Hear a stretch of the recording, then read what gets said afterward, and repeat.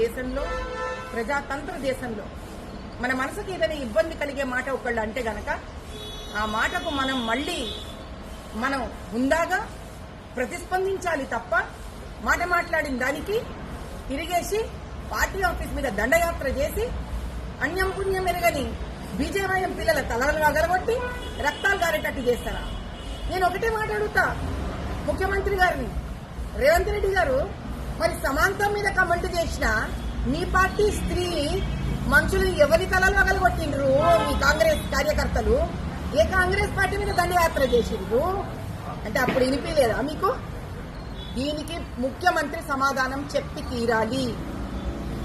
అన్న మాటకు మీకు మనసు బాధ కలిగితే ప్రెస్ మీట్ పెట్టండి, చెప్పుకోండి. ప్రెస్ మీట్లా ఇట్లా ఎట్లా మాట్లాడతారు, అట్లా కమెంట్ చేస్తారు, ఇది పద్ధత సంస్కారమా అడగండి, క్వశ్చన్ చేయండి.